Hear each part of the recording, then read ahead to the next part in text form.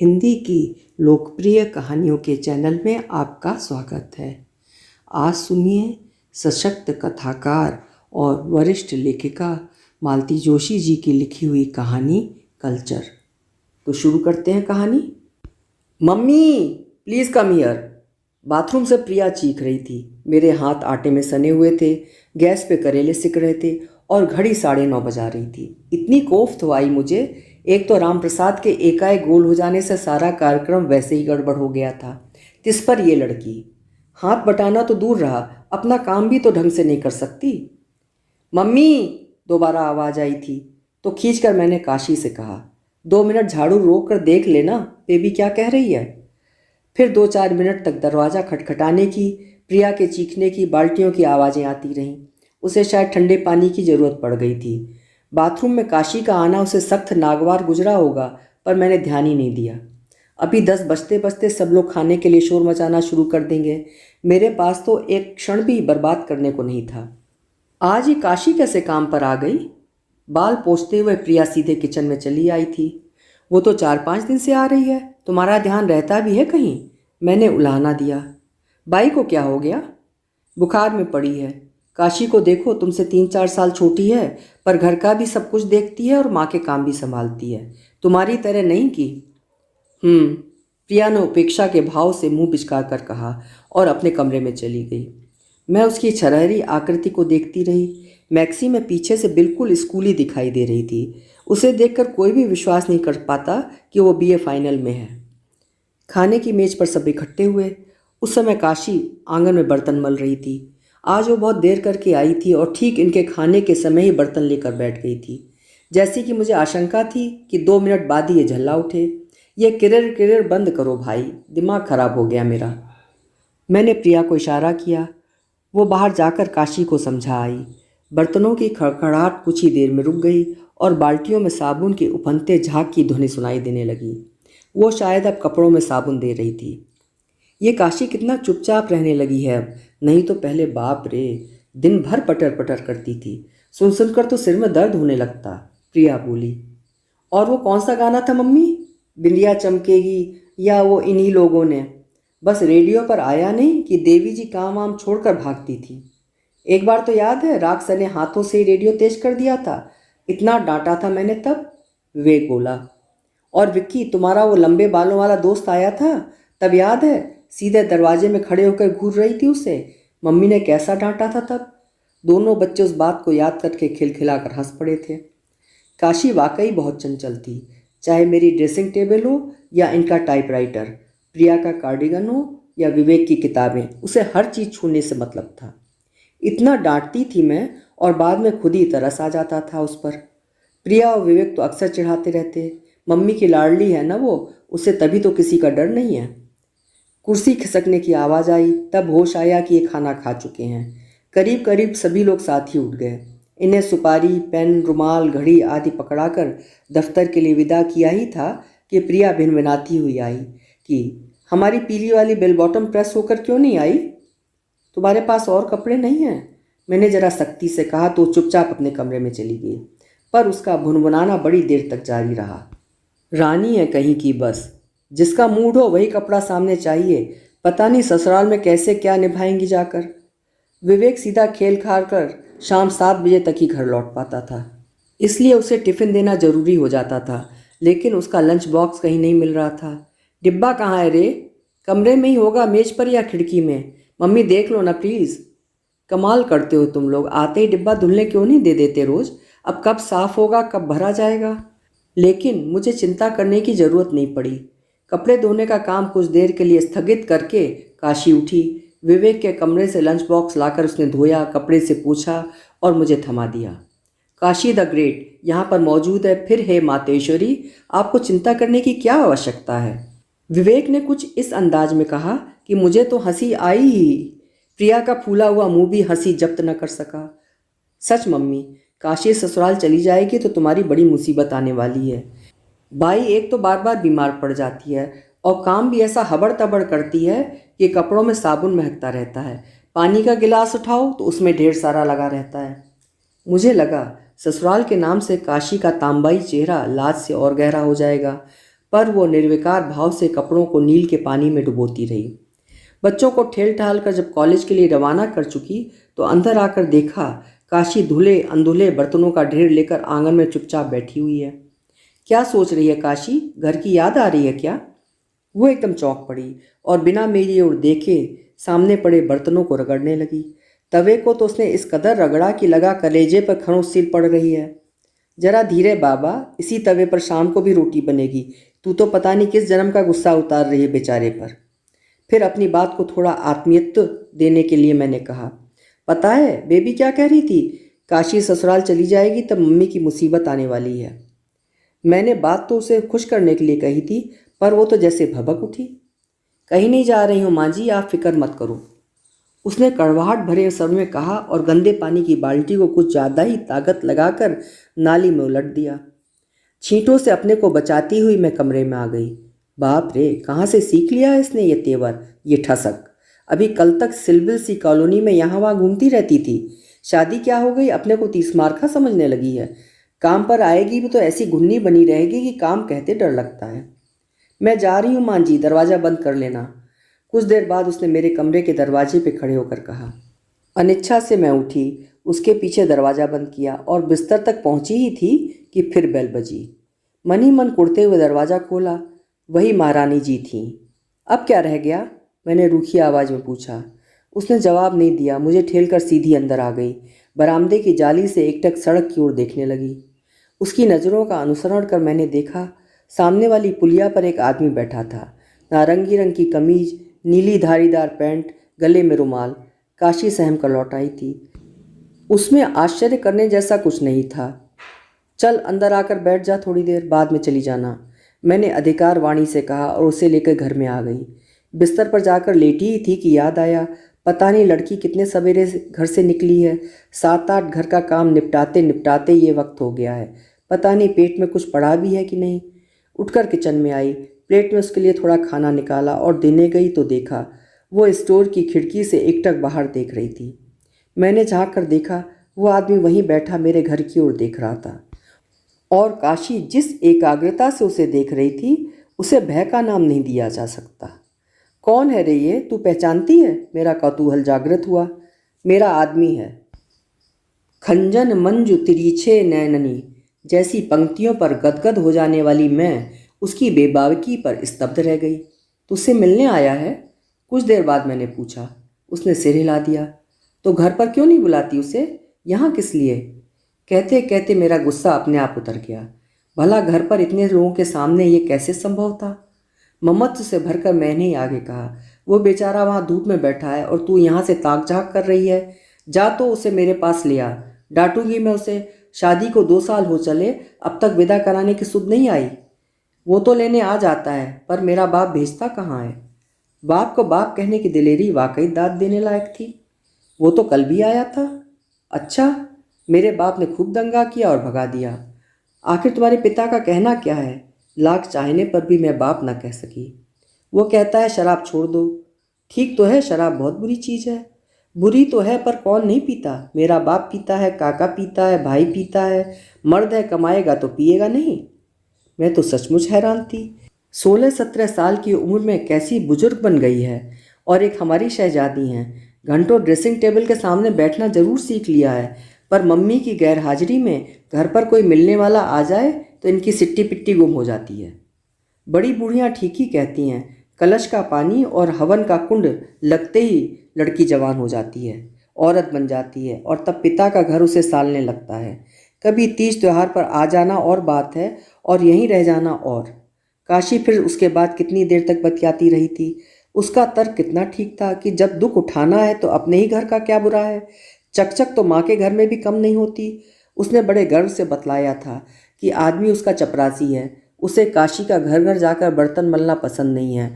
इस बात पर कई बार आकर वो लड़ाई कर चुका है। थोड़े दिनों तक काशी का बाहर जाना बंद हो जाता है, पर आखिर कब तक? मेरे मन पर दिन भर पति को एकटक निहारती उसकी आंखें, उसका तमतमाया चेहरा, बाप के नाम पर घृणा सी उगलती उसकी आवाज़ छाई रही। मेरे स्वभाव में यही एक दुर्बलता है, जो बात मन को छू जाए वो दिन भर नहीं भूलती। अखबार में पड़ी हुई हत्याओं की खबरें, सड़क पर कुचला हुआ कुत्ता, भीड़ से पिटता व्यक्ति, सास की जातियों से संत्रस्त सामने वाली पंडिताइन, सब जैसे मेरे मन में घर करके बैठ जाते हैं और मैं दिन भर उन्हीं की बातें करती हूँ, चाहे किसी को दिलचस्पी हो या ना हो।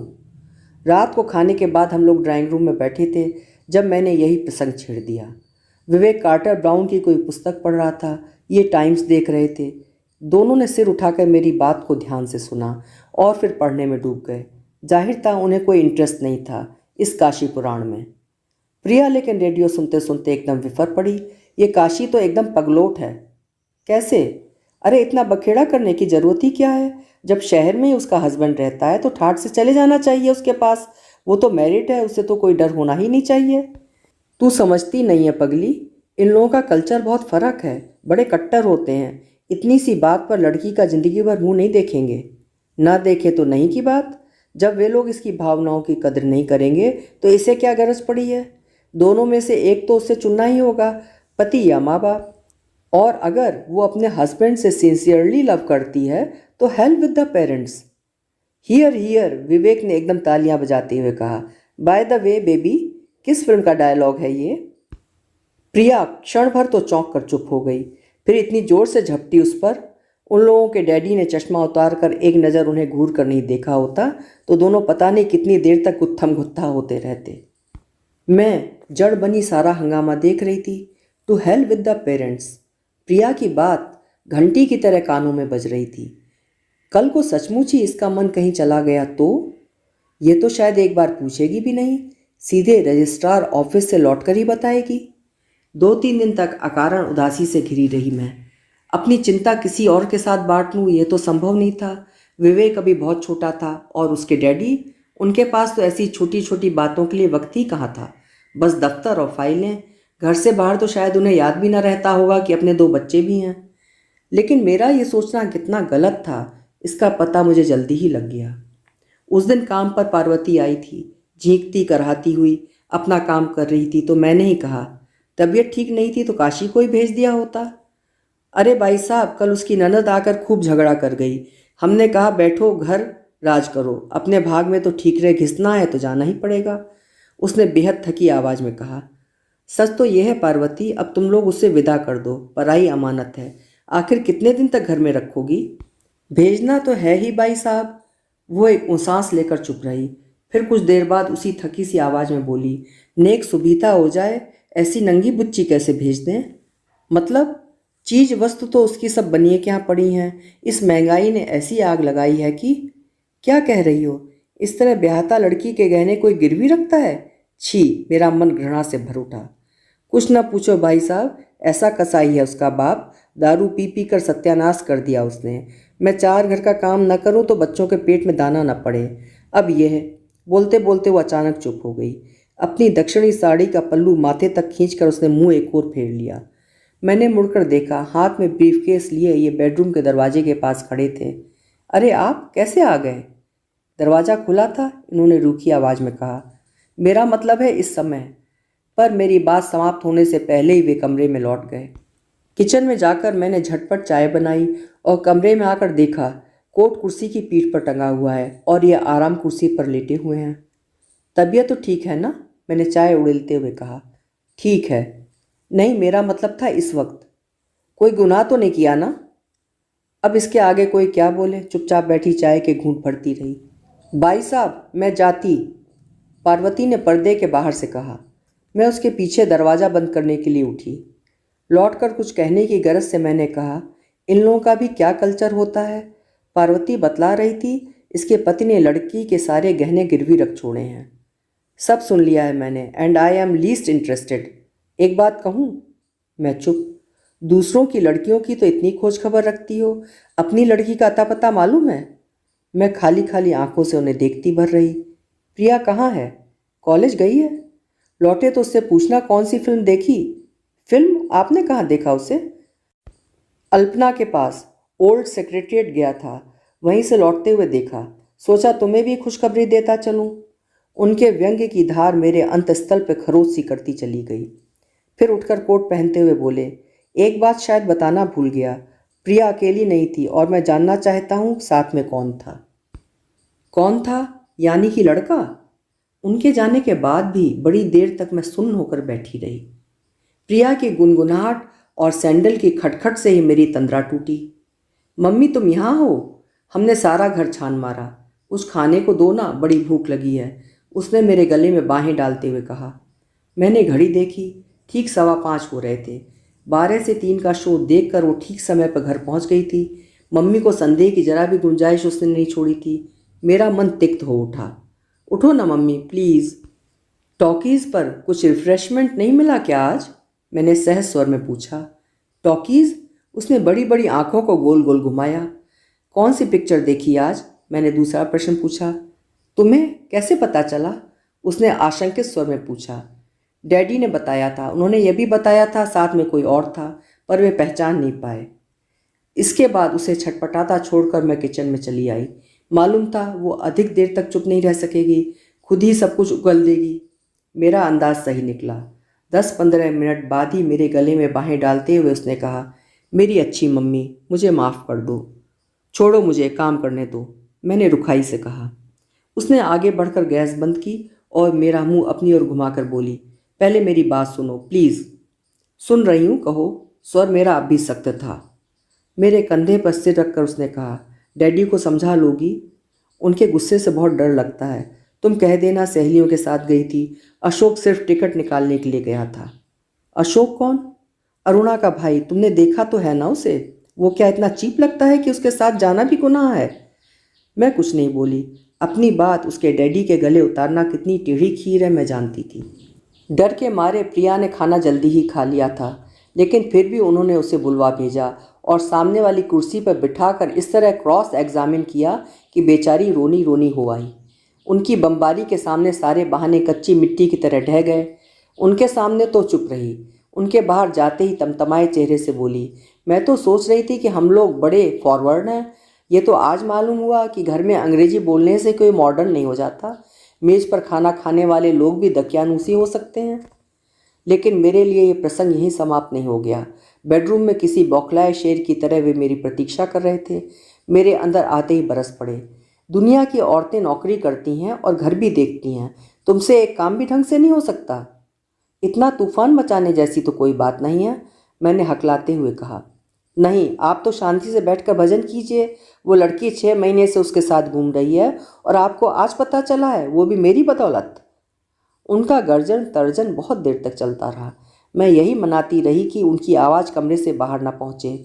यह तो फिर भी गनीमत थी कि विवेक आज कॉलेज डे में बिजी था, नहीं तो वह एक और हंगामा खड़ा कर देता। इनका मूड सुबह तक भी सही नहीं हो पाया था।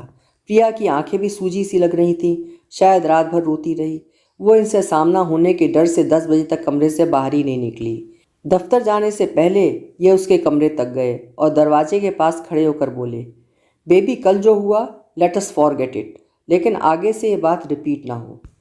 और एक महत्वपूर्ण निर्णय सुना चुकने के भाव चेहरे पर लिए ये लौट रहे थे कि प्रिया ने आवाज़ दी, डैडी। उन्होंने पलट कर देखा। प्रिया कमरे के दरवाजे पर खड़ी थी।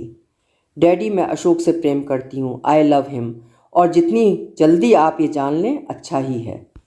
अशोक से प्रेम करती हो? जी हाँ, और हम लोग शादी करने वाले हैं। शादी? शादी का मतलब भी समझती हो?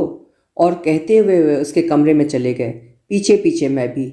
मैं अब बच्ची नहीं हूँ डैडी, अपना भला बुरा सब समझती हूँ। अच्छा, बाय द वे, ये आपके अशोक साहब करते क्या हैं?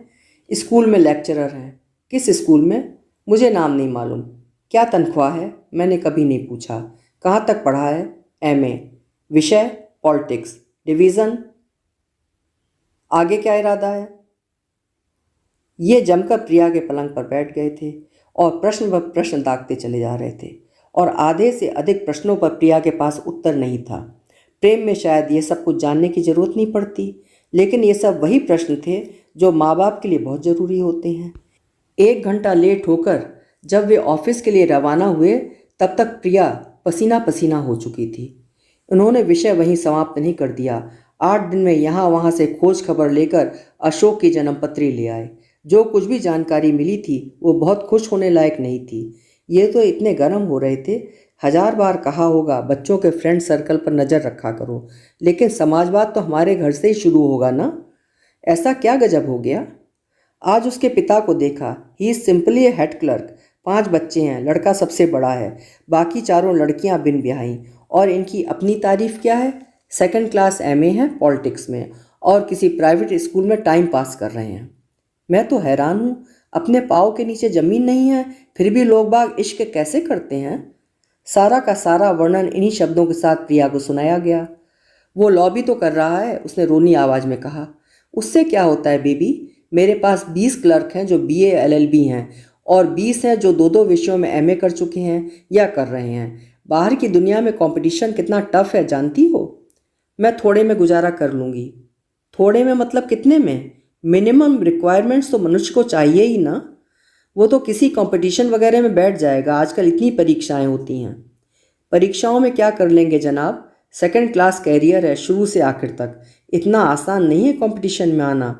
उनके घर गई हो कभी? कई बार। उसकी बहन मेरी सहेली है। दोनों घरों के कल्चर में, स्टैंडर्ड में कितना फ़र्क है, कभी गौर किया है? 2 घंटे सहेली बनकर जाना अलग बात है, हमेशा जाकर रहना और बात है। किन किन बातों को एडजस्ट करोगी? यहाँ तो एक दिन भी तुम्हें नाश्ते में अंडा ना मिले तो आसमान सर पर उठा लेती हो। उस घर में चल सकेगा ये सब? बात कहने का उनका लहजा कठोर जरूर था, पर यह मैं समझ गई कि उनके अंदर का बाप ही उनसे ये सब कहलवा रहा है। इकलौती बेटी के भविष्य के लिए वे एकदम चिंतित हो उठे थे। उनके व्यवहार में भी एकाएक परिवर्तन आने लगा। दफ्तर की फाइलें अब उन पर इतनी हावी नहीं रहती थीं। अक्सर वे बच्चों के पास बैठने का समय निकाल लेते थे, उनकी पढ़ाई में इंटरेस्ट लेने लगे थे, खुद ही जिद करके पिक्चर या शॉपिंग का प्रोग्राम बना डालते। अक्सर हमारे यहाँ शाम को ब्रिज या रमी का गेम जमने लगा था और छुट्टी के दिन कहीं बाहर घूमने का भी इन्हें अचानक शौक सा हो गया था। मुझे मालूम था यह सब प्रिया को व्यस्त रखने के लिए हो रहा है, पर मुझे अच्छा लग रहा था। पुराने दिन फिर लौट आए थे जब ये बॉस नहीं थे। बच्चे घर के बदले हुए वातावरण को कितना पसंद कर रहे थे ये जानने का समय भी मेरे पास नहीं था। जीवन इतना व्यस्त हो गया था। अशोक का इन्होंने फिर कभी नाम भी नहीं लिया, लेकिन कोई रोमांटिक फिल्म देखकर हम लोग लौटते तो ये कहते सब बकवास है। अगर सचमुच ही इन लोगों को ये सब निभाना पड़े तो इन सब हेमा मालिनियों को छठी का दूध याद आ जाए। प्रिया दार्शनिक मुद्रा में डैडी की बातें सुनती रहती। वो इन दोनों बेहद गंभीर हो गई थी। अक्सर अपने कमरे में बैठी शून्य में देखती रहती। कॉलेज भी यदा गदा गोल कर जाती थी। उसकी खिलखिलाहट के बिना घर घर नहीं लगता था। सहेलियों का झंझट भी पहले का सा नहीं लगता था। कई बार उसे तकियों में मुंह छिपाकर रोते हुए भी देखा था।